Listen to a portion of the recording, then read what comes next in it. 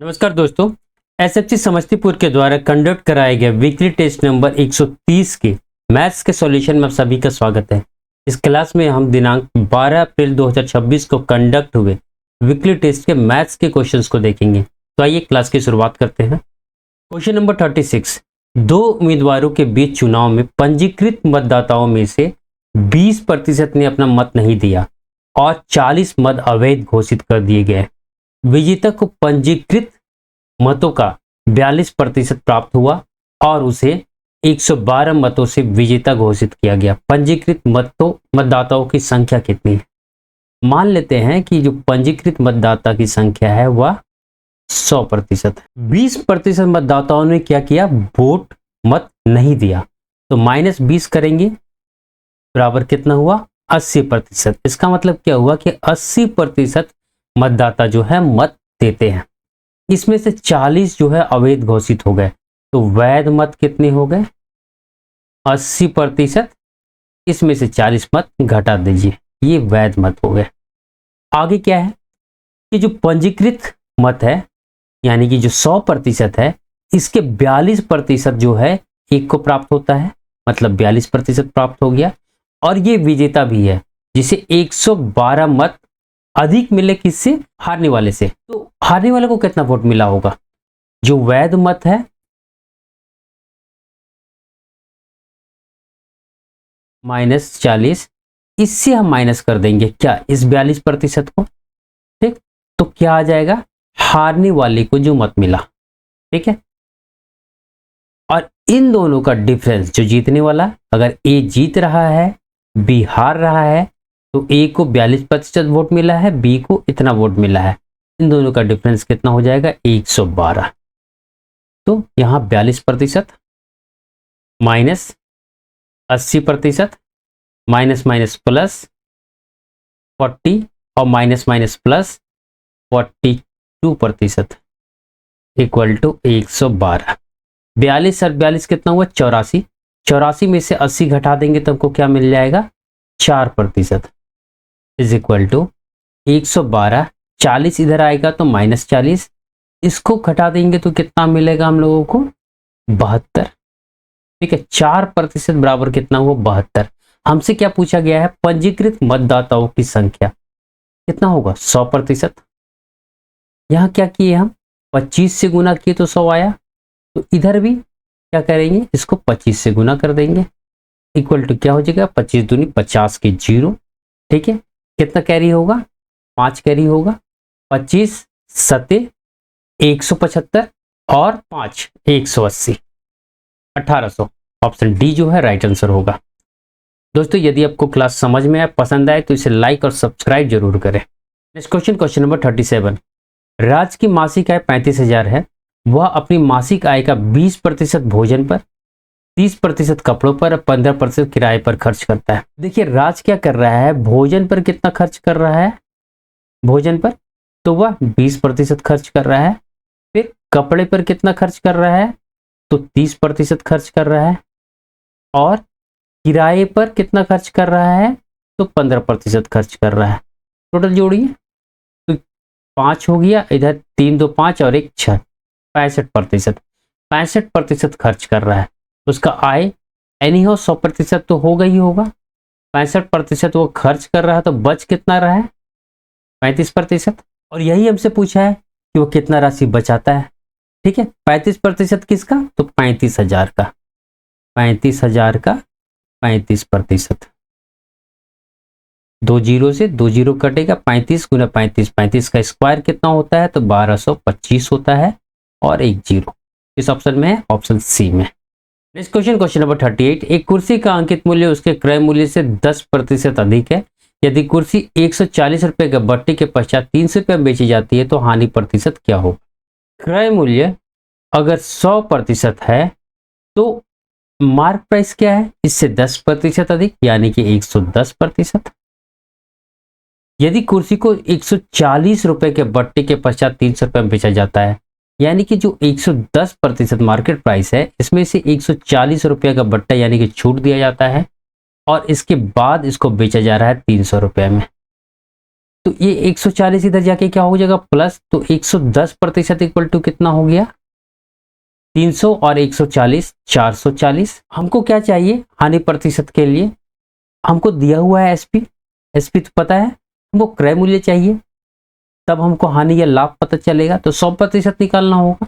ठीक है, देखिए 11 से ये कट रहा है, 0 से 0 तो कट गया, 11 से यह 4 बार में कट गया, तो 1% बराबर 4, तो 100% बराबर 400। 400 क्या आया, यह आ गया सीपी। अब लॉस इक्वल टू क्या होता है, सीपी माइनस एसपी। सीपी कितना है 400 माइनस 300 इक्वल टू 100। 100 रुपए का क्या हो रहा है, हानि हो रहा है। 100 रुपए का क्या हो रहा है, हानि हो रहा है। कितने में, सीपी कितना है 400 गुने 100, 2 जीरो से 2 जीरो कट गया, 4 से या 25 बार में कट गया, यानी कि 25%। Next question, question number 39। 280 का x प्रतिशत बराबर 240 का 15% प्लस 310 का 20% है, तो x का मान क्या होगा। 1 से 1 जीरो कट गया, 1 जीरो से 1 जीरो कट गया, 1 जीरो से 1 जीरो, 5 से या 2 बार में कटेगा, 5 से 3 बार में, 2 से या 24 बार में। यहाँ से 1 जीरो कट गया, ये 2 से कटेगा 5 बार में, 2 से कटेगा 14 बार में, इक्वल टू 12 गुने 3 कितना हुआ 36 प्लस 31 दूनी 62। इन दोनों को जोड़ेंगे कितना आ जाएगा 30 और 60, 90, 90 और 6 और 2 8, 98। तो x इक्वल टू क्या हो गया, ये 5 इधर जाएगा गुना हो जाएगा और 14 जो है नीचे आ जाएगा। 14 से ये कितने बार में कटेगा 7 बार में, 7 बचे 35। Next question, question number 40। इसको सॉल्व करना है, बॉडमास के नियम के अनुसार सॉल्व होगा। तो पहले 54 तो लिखेंगे, यहाँ डिवाइड है, इस पार्ट को अलग सॉल्व कीजिए, इस पार्ट को अलग सॉल्व कीजिए। इसको देखते हैं, यहाँ पर 5 का पावर 4 है, भागा है, ठीक है, और 5 ऑफ का मतलब गुना, ठीक है, ये ऑफ साथ में होगा, ठीक है, 5 का पावर 3। पहले इसको सॉल्व करेंगे, 3 और यहाँ एक 4, ठीक है, मतलब 5 का पावर 4 डिवाइडेड बाई 5 का पावर 4, ये पूरा कट जाएगा, कितना आ जाएगा 1। ये पार्ट कितना आ गया 1। अब इस पार्ट को इधर देखते हैं, 25 है प्लस है, ब्रैकेट में 25 गुना 12 बटे 30, 6 से कट गया 2 बार में, 6 से 5 बार में, 5 से यह कट गया 5 बार में, 5 दूनी 10, 10 और 25 35। ये पार्ट कितना आ गया 35। यहाँ कितना आ गया 35 आ गया है, और -1, और ये दोनों क्या है ब्रैकेट में ही है, तो इसको माइनस करेंगे तो कितना आ जाएगा 34, इक्वल टू कितना हो जाएगा 54 डिवाइडेड बाई 34। 2 से कट गया 17 बार में, 2 से कट गया 27 बार में, 27 बटे 17, जो कि ऑप्शन में है नहीं। ऑप्शन में इसके सबसे करीब कौन होगा, ये लगभग कितना होगा 1.5 के होगा, 1.5 समथिंग होगा, ठीक है, और ये सिर्फ ऑप्शन सी में है। 3/2 क्या होता है 1.5 के लगभग। Next question, question number 41। इसको सॉल्व करना है, देखिए पहले ये ब्रैकेट में है तो इसको सॉल्व करते हैं, -4/7 × 2 हो जाएगा ये, और ये वाला पार्ट कितना आ जाएगा, तो इसमें भी सबसे पहले हमको ये वाला पार्ट सॉल्व करना पड़ेगा। देखिए मंझला ब्रैकेट के अंदर है, तो -2 प्लस -2/7 इक्वल टू 7 दूनी 14 और 2 16, -16/7 होगा ये, और इधर कितना था -4/5 इंटू -16/7, ये आएगा ये पूरा पार्ट, ठीक है, डिवाइडेड है। इसको सॉल्व करते हैं, इधर 4 दूनी 8 हो जाएगा, -8/7, डिवाइड है तो गुना करेंगे। अब इस वाले पार्ट को लिखना है, जो कि यहाँ इतना आया है, 5 ऊपर जाएगा, 7 भी ऊपर जाएगा, और नीचे माइनस माइनस प्लस का मतलब नहीं है, तो 4 × 16, इससे कट गया 2 बार में, 7 से यह कट गया, कितना आया -5/8, जो कि ऑप्शन में दिख नहीं रहा है, शायद यहाँ /8 होना चाहिए। दोस्तों यदि आपका भी आंसर इतना आया हो, या फिर -5 ही आया हो, तो प्लीज कमेंट करें, या फिर यदि एग्जाम में इस क्वेश्चन को करेक्ट किया गया हो, कुछ करेक्शन किया गया हो, तो उसे भी कमेंट करके जरूर बतलाएं। Next question, question number 42। इन दोनों का एचसीएफ क्या होगा। 1.05 को क्या लिख सकते हैं 105/100, और 6.32 को 623/100। ठीक है, एलसीएम जो भिन्न का एलसीएम निकालना हो तो नीचे वाला का क्या निकलता है, एचसीएफ। एचसीएफ 100 ही होगा दोनों का, 100 का 100 का। ठीक है, और ऊपर वाले का क्या निकाला जाता है, एचसीएफ। एचसीएफ 105 और 623 का 5 बार में डिवाइड होगा, ये 525 आ जाएगा, 98 बचेगा यहाँ पर। और फिर 105 एक बार में 98, 7 बचेगा, और 7 से 98 जो है 14 टाइम में डिवाइड हो जाएगा। ठीक है, तो एलसीएम इसका एचसीएफ कितना आया, 7 यहाँ लिखिए, 2 अंक के बाद पॉइंट लगेगा तो 7 0 पॉइंट यहाँ पर 0, option C. Next question, question number 43। एक दुकानदार 200 रुपये प्रति लीटर पर तेल बेचता है, उसे उसने 160 रुपये प्रति लीटर पर खरीदा था, लेकिन वह बेचते समय 1 लीटर के स्थान पर केवल 800 मिलीलीटर तेल बेचता है। लाभ वास्तविक प्रतिशत ज्ञात कीजिए। देखिए 160 रुपये में खरीद रहा है और बेच कितने में रहा है, 200। ठीक है, तो यहाँ कुछ इसका प्रॉफिट हो रहा है। ये क्या है, एसपी सेल कर रहा है जो, और ये सीपी उसका लागत है। अब जब 1 लीटर की जगह 800 मिलीलीटर ही बेचता है तो उसका लागत क्या है इसमें। देखिए एक बीकर में पूरा भर के इसको 1 लीटर भरना देना था, लेकिन वास्तव में ये कितना दे रहा है, इस आसपास इतना ही। ठीक है, तो जो ये पार्ट है यही इसका लागत होगा, तो ये लागत को यहां लिखेंगे 800। लेकिन वो जो प्राप्त कर रहा है, मनी प्राप्त कर रहा है, वो कितने लीटर के लिए, तो 1 लीटर के लिए, यानी कि 1000 लीटर के लिए। 200 से ये कटेगा 4 बार में, 200 से ये कटेगा 5 बार में, 40 से ये कट रहा है 5 बार में, 40 से यह कट रहा है 4 बार में। 4 गुने 4 करेंगे कितना आएगा, 16, और 5 गुने 5 करेंगे कितना आएगा, 25। यानी कि इसका ओवरऑल लागत का रेशियो जो है 16:25 होगा। उसको लाभ कितना होगा, 25 - 16, यानी कि 9 यूनिट का। और बेसिक कितना होगा, उसका लागत कितना होगा, तो 16 × 100 इक्वल टू 900/16। 16 से इसको डिवाइड करेंगे तो 16×5 = 80, 10 आएगा 0, 16×6 = 96, 4, तो 56 पॉइंट समथिंग, जो कि ऑप्शन सी में है। Next question, question number 44। 15%, 20% और 25% के 3 क्रमिक छूट प्रदान की जाती है, प्रतिशत में कुल छूट कितना होगा। अगर कोई सामान 100 रुपये का है, अब पहला छूट अगर 15% है तो उसको बेचा कितना में जा रहा है, 85% में। ठीक है, 85%, और 85% का मतलब क्या होता है, 17/20 गुना। फिर 20% का छूट है तो उसको बेचा कितना में जाएगा, 80% में। 80% का मतलब कितना होता है, 4/5। इसी तरह 25% का छूट में बेचा जा रहा है तो उसको कितना में बेचा जाएगा, 75% में।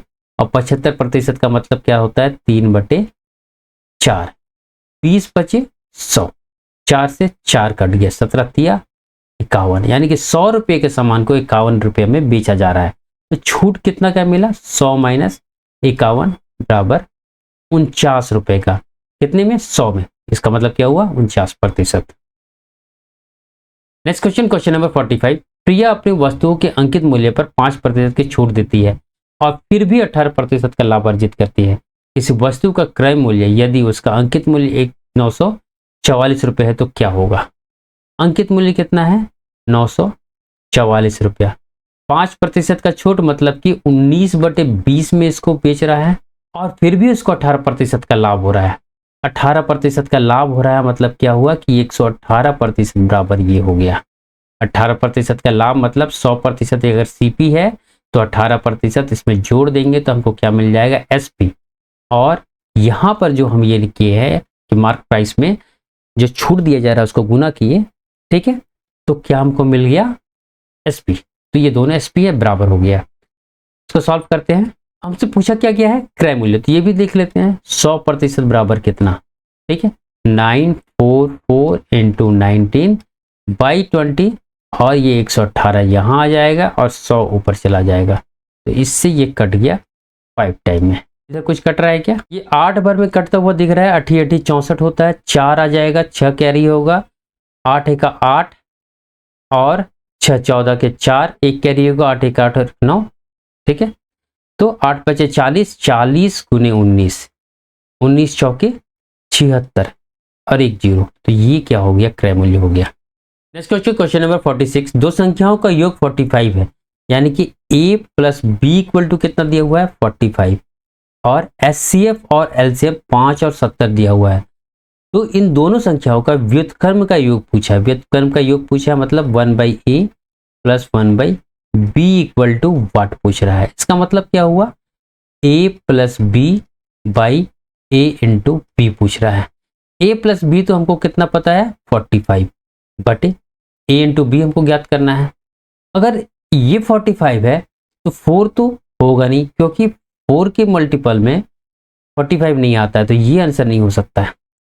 अब देखिए, जब भी हमको दो संख्याओं का एचसीएफ और एलसीएम पता हो तो इन दोनों का गुणनफल क्या होता है, उन दोनों संख्याओं के गुणनफल के बराबर होता है, इक्वल टू 5 इंटू 70। इसी को यहाँ रख देंगे 5 इंटू 70, 5 से ये कट गया 9 टाइम में, 9/70 option. Next question, question number 47, A B की तुलना में 3 गुना बेहतर है और इसलिए वह कोई कार्य को बी की तुलना में 40 दिन कम अवधि में कर सकता है। दोनों मिलकर वही कार्य कितने दिनों में करेंगे, ए बी। इनका जो वर्क एफिशिएंसी है वो क्या है, ए जो है 3 गुना बेहतर है बी से, ये एक काम करता है तो ये 3 काम कर लेता है, ठीक है। तो इनका टाइम का एफिशिएंसी क्या हो जाएगा, रेशियो क्या हो जाएगा 1/3। क्या डिफरेंस है 2 यूनिट का, यही 2 यूनिट कितना है 40, तो 1 यूनिट इक्वल टू कितना हो जाएगा 20, और 3 यूनिट इक्वल टू 20 इंटू 3 60, यानी कि ए उस काम को 20 दिन में करेगा और बी उस काम को कितने दिनों में करेगा 60।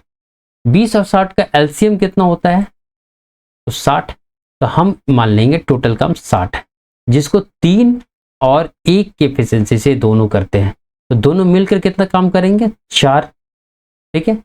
टोटल काम 60 है बाई 4, कट गया कितना आया 15 दिन में ये दोनों मिलकर काम को पूरा कर लेंगे।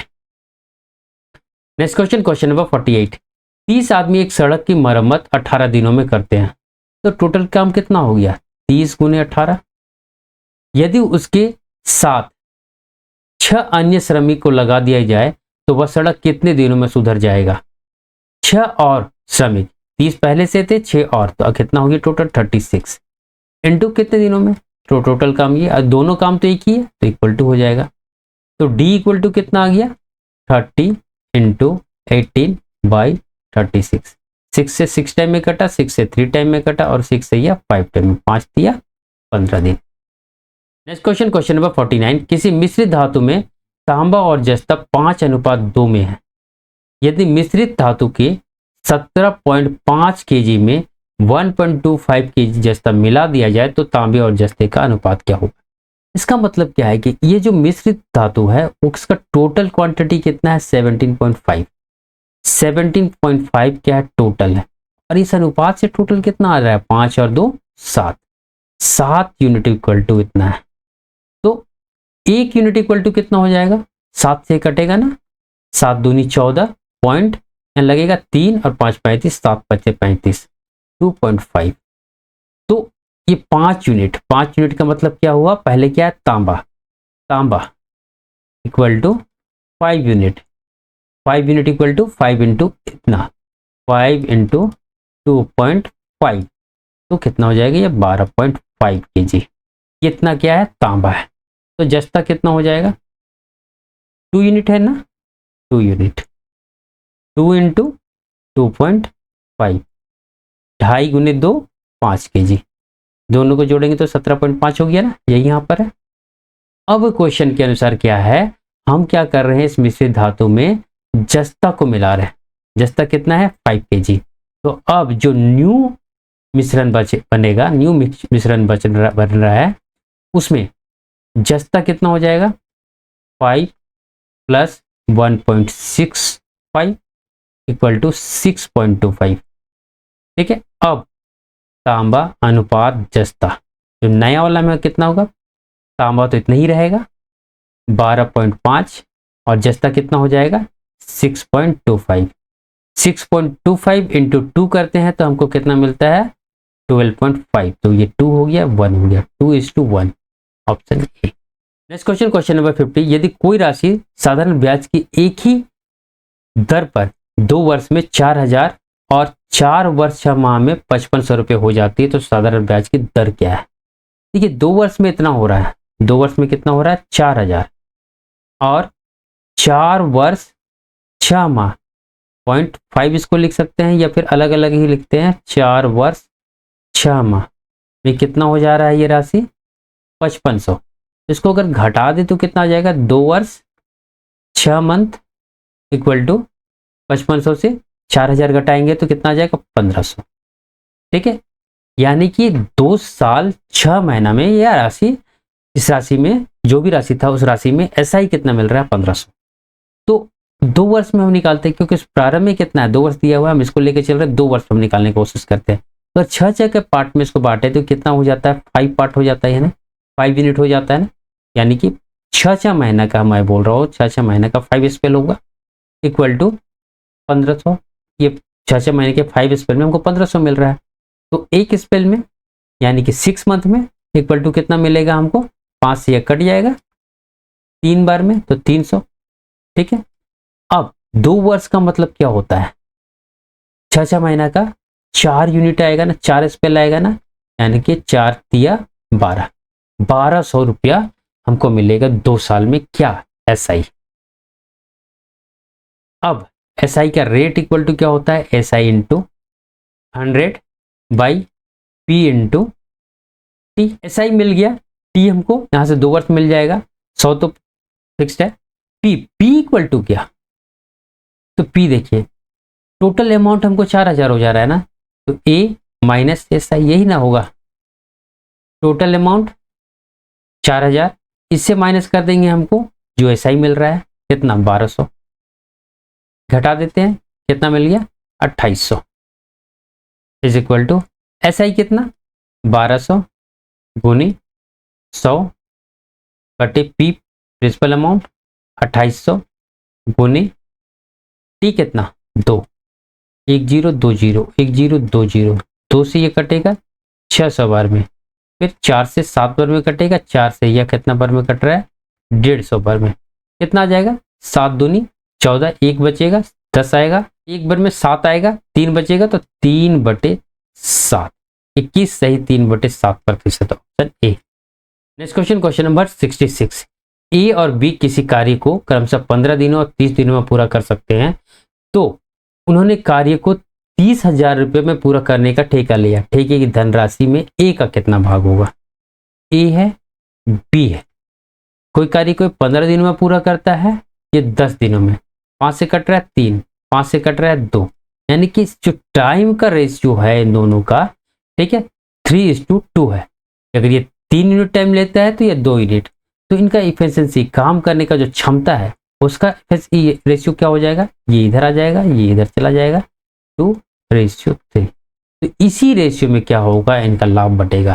3 और 2 कितना हुआ? 5 यूनिट। टोटल जो आमदनी 5 यूनिट हो, टोटल जो आमदनी होगा या जितने रुपए में ठेका लिया है वो 30,000 इस 5 यूनिट के लिए बटेगा। ठीक है, तो ये 5 से कट गया, कितना बार में? 6000 बार में। हमको क्या पूछा गया? हमसे क्या पूछा गया? ए का भाग। ए का भाग कितना? 2 यूनिट। तो 2 यूनिट इक्वल टू 2 गुने 6000 यानी कि 12000, option D. Next question, question number 67, 150 metre लंबी एक रेलगाड़ी 1 किलोमीटर के पत्थर, किलोमीटर के पत्थर यहाँ नहीं होना चाहिए, एक पत्थर होना चाहिए, सिर्फ 30 सेकंड में गुजरती है। अब विपरीत दिशा से आने वाली उतनी ही लंबाई की रेलगाड़ी दूसरी रेलगाड़ी को 10 सेकंड में गुजरती है। दूसरी रेलगाड़ी की गति क्या है? देखिए 150 मीटर जो लंबी रेलगाड़ी है, एक पत्थर रखा हुआ है यहाँ पर, मान लीजिए, या इसको पार कर रही है 150 मीटर लंबी रेलगाड़ी, तो इसको पार करने के लिए कितना डिस्टेंस तय करना पड़ेगा? ये 150 मीटर ही। ठीक है, कितने टाइम में पार कर रही है? तो 30 सेकंड में। तो इस ट्रेन का स्पीड कितना हो गया? 150/30 इक्वल टू 5 मीटर पर सेकेंड। ठीक है, अब दूसरे केस में एक ट्रेन इधर से, दूसरा ट्रेन इधर से, अब दोनों का क्या है? लंबाई उतना ही है, मतलब कि जो पहले वाला का 150 था वही दूसरे वाला का 150। एक दूसरे को जब पार कर रही है तो टोटल डिस्टेंस कितना तय करेगा? 150 + 150 300 मीटर। कितने टाइम में पार कर रहा है ये लोग, तो 10 सेकेंड में। ठीक है, तो स्पीड, यहाँ पर स्पीड क्या होगा, इन दोनों का रिलेटिव स्पीड हमको मिलेगा। ठीक है, इक्वल टू 300/10, कट गया 30 मीटर पर सेकेंड।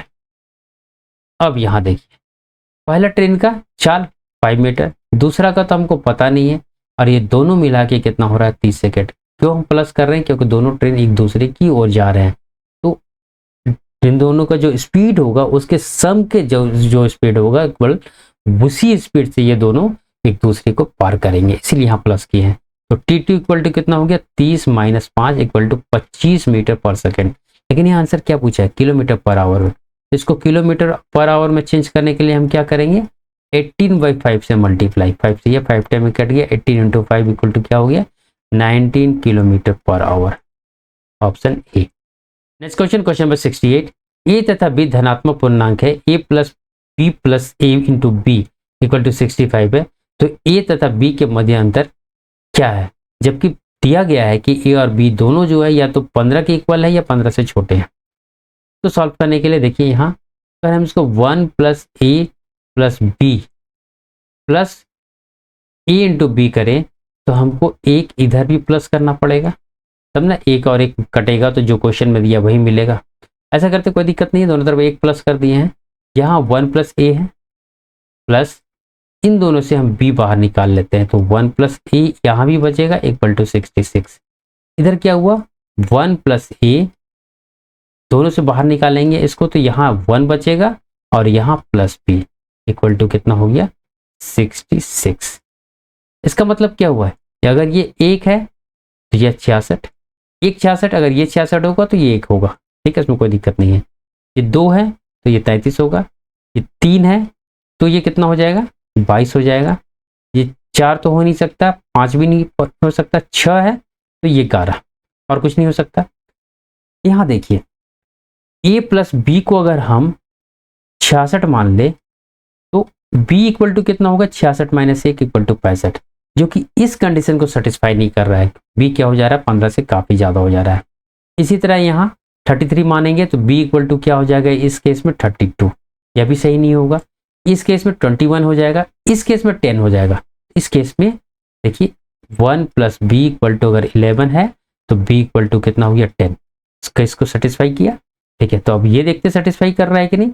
जब इसको हम 11 लेंगे तो इसको 6 लेंगे, 1 + a इक्वल टू 6, तो a equal to 5, a equal to कितना आ गया 5, अब b इक्वल टू कितना आ गया 10। इन दोनों का डिफरेंस क्या हो जाएगा, b - a equal to 10 - 5 equal to 5, जो कि ऑप्शन में है नहीं। लेकिन जो मैं सॉल्व किया हूँ उसके आंसर तो 5 ही होना चाहिए। यदि आपका आंसर इस ऑप्शन में से कुछ आया हो, या फिर यही आया हो, या फिर इस क्वेश्चन को या में करेक्ट किया गया हो, करेक्शन किया गया हो, तो उसे जरूर कमेंट करके मुझे बतलाएं। नेक्स्ट क्वेश्चन, क्वेश्चन नंबर 70, इन तीनों संख्याओं को गुना करने पर जो संख्या आता है वह 3340 से विभाज्य है, तो p का न्यूनतम मान क्या होगा। देखिए 334 × 545 × 7p को हम क्या कर रहे हैं, 3340 से डिवाइड कर रहे हैं। 334 से ये कट जाएगा 10 टाइम में, 5 से ये कटेगा 2 टाइम में, 5 से ये भी कटते हुए दिख रहा है 109 टाइम में, ये तो 2 से नहीं कटेगा। तो ये संख्या जो है 2 से कटेगा, तभी जाके क्या होगा, इन तीनों संख्याओं का जो गुणनफल है वह 3340 से विभाज्य होगा। तो 7p जो है 2 से डिवाइड होना ही चाहिए, और होना ही चाहिए। इसका मतलब क्या है कि ये 7p जो है एक इवन नंबर, सम संख्या होना चाहिए। सम संख्या होने के लिए यहाँ या तो 0, 2, 4, 6 या 8 होगा, ये सभी हो सकते हैं। ये सबसे छोटा 0, जो कि ऑप्शन में तो है नहीं। ठीक है, तो 2, और जो ऑप्शन में है। नेक्स्ट क्वेश्चन, क्वेश्चन नंबर 75, माता की आयु और उनकी 2 पुत्रियों की आयु के योग में 6 का अंतर है। दोनों पुत्रियों की औसत आयु 22 है, माता की आयु क्या होगी। माता का आयु अगर हम m मान लें और पुत्रियों की आयु D1 और D2, तो क्या दे रहा है कि माता की आयु और इन दोनों की आयु का जो सम है, ठीक है, इसका जो डिफरेंस है वो इक्वल टू 6 है। अब दोनों पुत्रियों की औसत आयु कितना दिया हुआ, 22।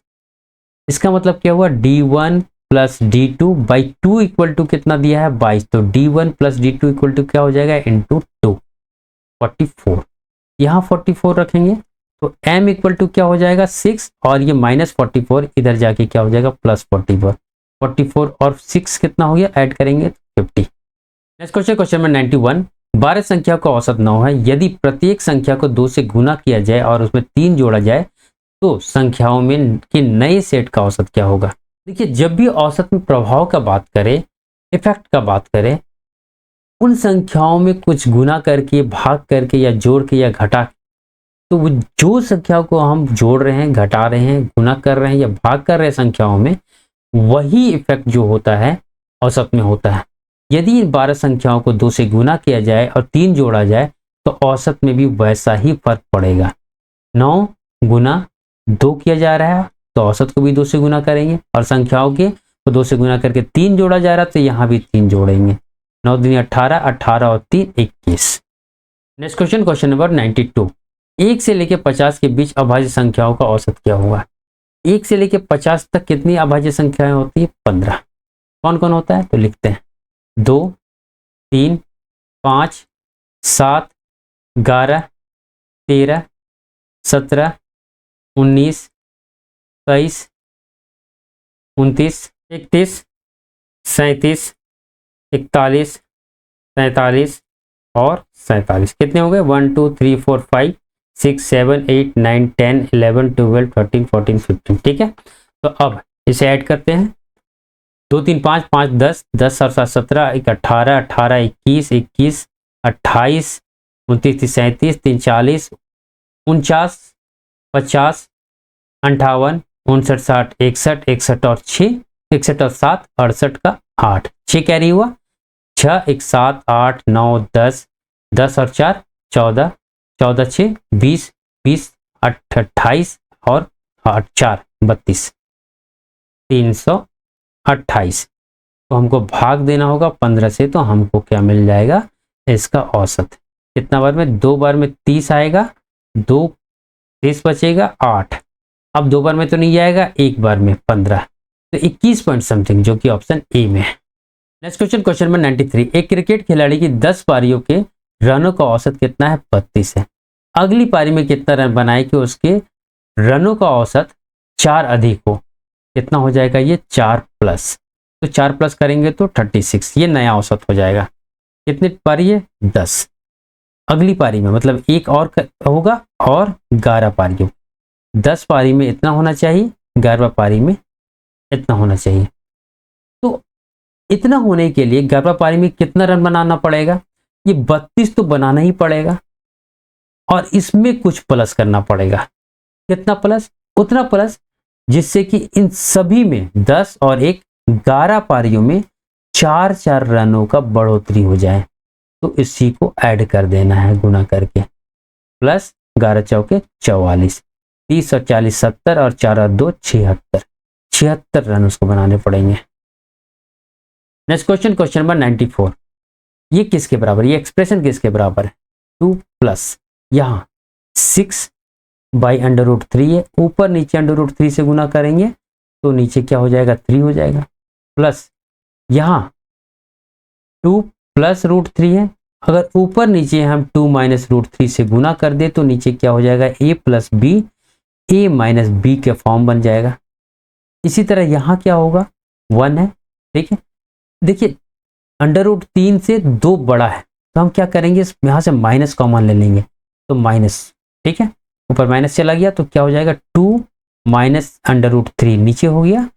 अब इसको 2 प्लस √3 से गुना करेंगे इंटू 2 प्लस √3, यहाँ तो 2 ही रह जाएगा, plus 6 √3 by √3 into √3 3, plus 2 minus √3 और यहाँ a plus B, a minus B, यानी कि 2 का स्क्वायर 4 और √3 का स्क्वायर 3। इसी तरह यहाँ तो माइनस हो गया, ऊपर क्या है 2 प्लस √3 और नीचे क्या आ जाएगा a का स्क्वायर यानी कि 2 का स्क्वायर 4 माइनस बी का स्क्वायर इक्वल टू इतना, इक्वल टू क्या हो जाएगा 2, इससे ये कटेगा 2 बार में तो प्लस 2 √3 यहाँ तो 1 हो जाएगा, यहाँ भी 1 हो जाएगा, इधर क्या बच रहा है 2 माइनस रूट 3 और माइनस प्लस माइनस 2 और माइनस प्लस माइनस रूट 3, इससे ये कट गया इक्वल टू 2। और यहाँ पर देखिए 2 प्लस रूट 3 है माइनस रूट 3 और रूट 3, तो 2 रूट 3 दोनों भी कट जाएगा इक्वल टू 2, ऑप्शन डी।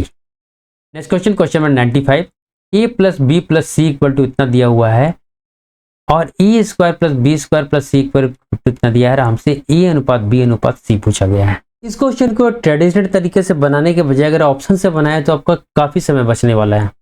देखिए अगर हम इस ऑप्शन को सही मान लेते हैं और तीनों इक्वल है तो x x x मान ले अगर तीनों को, तो क्या होगा, यहाँ पर 3x इक्वल टू कितना हो जाएगा 4 रूट 3, यहाँ से x इक्वल टू कितना आ जाएगा 4 बाई रूट 3, क्योंकि रूट 3 से कट के यहाँ रूट 3 आ जाएगा। अब ये इतना आ गया है, यहाँ अगर हम चेक करते हैं a इक्वल टू इतना रखते हैं तो 16 बाई 3 आ जाएगा, क्योंकि 4 का स्क्वायर 16 होता है, रूट 3 का 3 होता है। ऐसा 3 बार आएगा तो गुना 3, 3 से 3 कट गया इक्वल टू कितना गया 16, बिल्कुल मैच किया। इस तरह ऑप्शन ए ही सही होगा, ठीक है, क्योंकि एक क्वेश्चन में एक से ज्यादा ऑप्शन तो सही हो नहीं सकते और नन होने का चांस नहीं है, क्योंकि एक आंसर आ चुका है। दोस्तों यदि आप इस क्वेश्चन का कॉन्सेप्ट जानना चाहते हैं, आप जानना चाहते हैं कि कॉन्सेप्ट के जरिए इस क्वेश्चन को कैसे बनाएंगे, तो प्लीज कमेंट करें। यदि आपका कमेंट आता है तो मैं इस क्वेश्चन को कॉन्सेप्ट के आधार पर भी बना के बतलाऊंगा। दोस्तों यदि आपको क्लास समझ में आया और पसंद आया, आपके फायदे के लिए हो, तो इसे लाइक सब्सक्राइब और शेयर जरूर करें। Thank you.